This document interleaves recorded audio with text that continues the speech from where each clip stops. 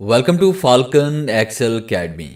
Dear viewers, आज के इस लेक्चर में हम बात करेंगे कि हम एमएस एक्सेल के अंदर ए बी सी डी यानी ए से लेकर जी तक अल्फ़ाबेटिक किस तरह से हम टाइप कर सकते हैं।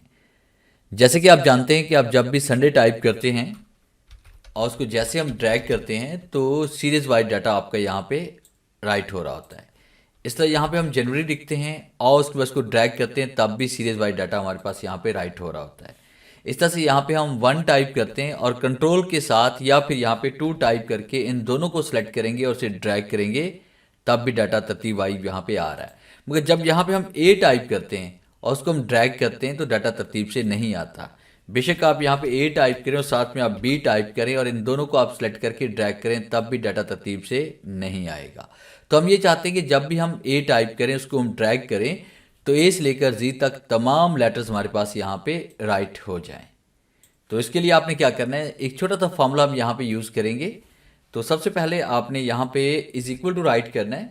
इज इक्वल टू राइट करने के बाद आपने करैक्टर फंक्शन को यहाँ पे अप्लाई करना है। CHAR आप टाइप करेंगे और उसके बाद जैसे हम टैब का यूज़ करेंगे तो फॉर्मूला आपका ऐड हो जाएगा। फिर उसके बाद यहाँ पे हम टाइप करेंगे इसमें रो। जैसे देखिए रो टाइप करते हैं तो नीचे रो हाईलाइट हो रही है और जो ब्लू कलर में डाटा हाईलाइट हो रहा है टैब प्रेस करने से आपका यही डाटा वहाँ पे, यही फॉर्मूला आपका वहाँ पे ऐड हो जाता है। तो टैब का यूज़ करते हैं। फिर उसके बाद यहाँ पे हमने नंबर यहाँ पे टाइप करना है A65 हम यहाँ पे टाइप करेंगे और उसके बाद यहाँ पे 2 ब्रैकेट ओपन, 2 को ही हम क्लोज करेंगे, उसके बाद एंटर प्रेस करेंगे। अब जैसे हम इसको ड्रैग करेंगे नीचे की तरफ, जैसे हम देखिए इसको ड्रैग कर रहे हैं तो आप देखें कि यहाँ पे 26 कैरेक्टर्स होते हैं हमारे पास। यहाँ पे एक और हम इसमें कर लेते हैं, ये देखिए एक, क्योंकि हमने सेल खाली छोड़ दिया है तो यहाँ पे 27 तक हमारे पास यहाँ पे इस लेकर जी तक तमाम लेटर यहाँ पे आ रहे हैं। तो ये था मेरा आज का लेक्चर जिससे मैंने आपको पढ़ाया कि एमएस एक्सेल के अंदर ए से लेकर जी तक तमाम लेटर्स को हम सीरीज वाइज किस तरह से ऐड करवा सकते हैं।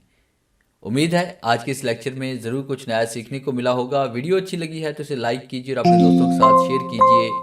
मिलते हैं हम नेक्स्ट लेक्चर में, तब तक के लिए गुड बाय।